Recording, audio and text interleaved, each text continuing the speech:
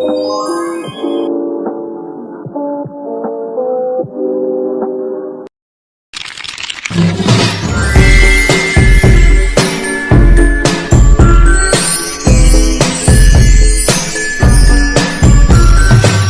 few moments later.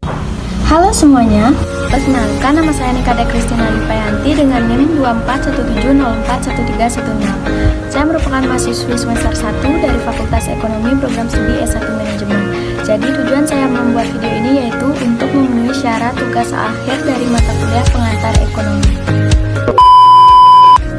Jadi, inflasi adalah fenomena ekonomi yang ditandai dengan kenaikan harga barang dan jasa secara umum dalam suatu periode.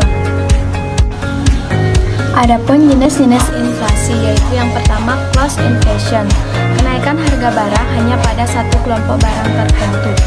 Misalnya, pada tahun 2023, Indonesia mengalami kenaikan harga cabai selama musim kemarau.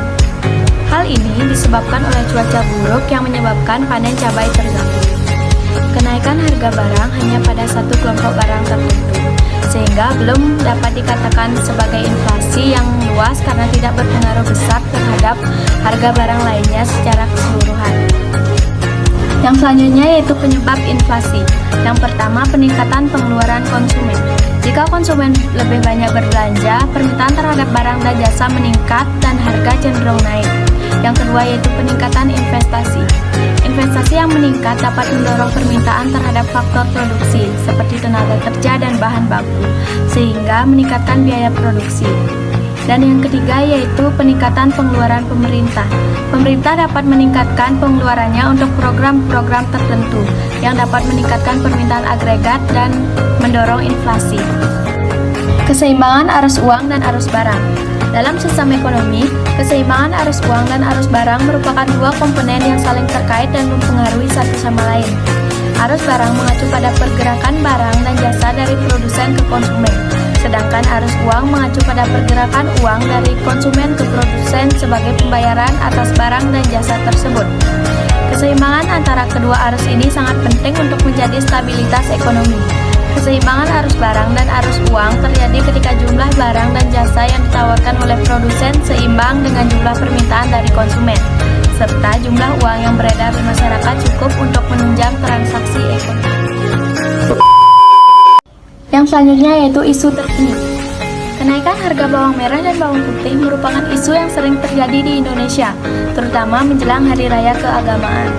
Harga kedua komoditas ini cenderung fluktuatif dan sering melonjak tajam, menyebabkan kesulitan bagi masyarakat dalam memenuhi kebutuhan sehari-harinya.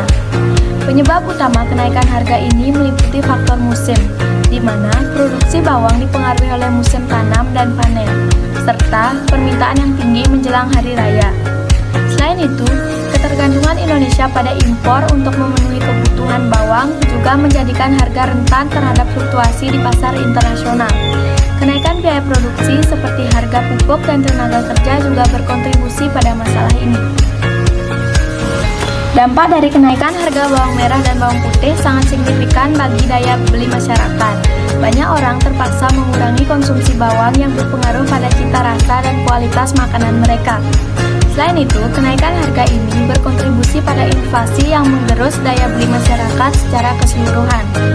Fluktuasi harga yang tidak menentu membuat masyarakat sulit merencanakan pengeluaran, menciptakan ketidakpastian dalam pemenuhan kebutuhan pangan, dan menurunkan kesejahteraan terutama bagi kelompok berpenghasilan rendah.